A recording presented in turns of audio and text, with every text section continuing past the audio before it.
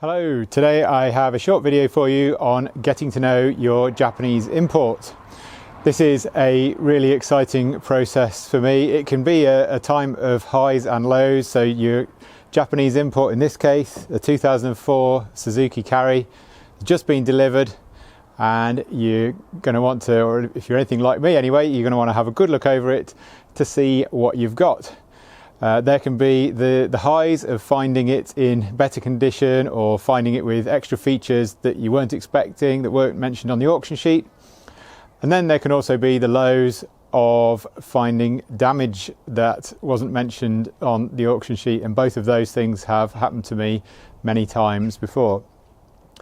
And then there are other little things that are just, I suppose, interesting insights into the story, the history of the car and its previous ownership. And that's what I'm going to tell you a little bit about today before I clean this K-truck. So I don't know if any of you have spotted it yet. I'm just going to zoom in a little bit more. So there we go. Hopefully you can spot it now. I noticed this quite soon after it arrived. So the paint is sort of worn around this area here. And that tells me that there used to be a mark there to indicate that the vehicle was being driven by an older person. I'll try and fit it in exactly the same orientation.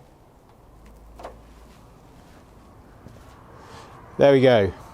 I'm also going to try and pronounce it in Japanese. So despite being a big fan of Japan and everything it has to offer, particularly in the motor vehicles category, but also, you know, fountain pens, tools, etc., I could go on. Motorcycles as well, of course.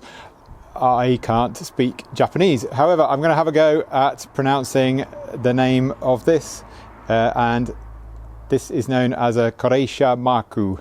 There we go. That's my best effort. Apologies if you can speak Japanese and that was a terrible job. Anyway, there you go.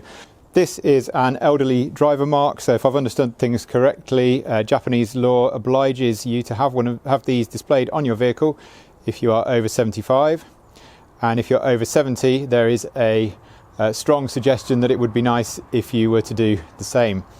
So just a little insight into the previous life of this Suzuki Carry truck when it was in Japan.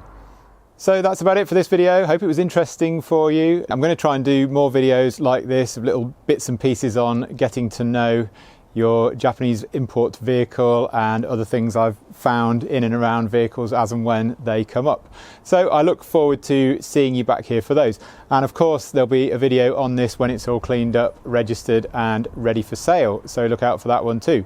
The best way to find out about that is to make sure you are subscribed to this YouTube channel. If you aren't already, please do consider subscribing and give it a thumbs up as well. It all helps. Look forward to seeing you for the next one. Bye for now.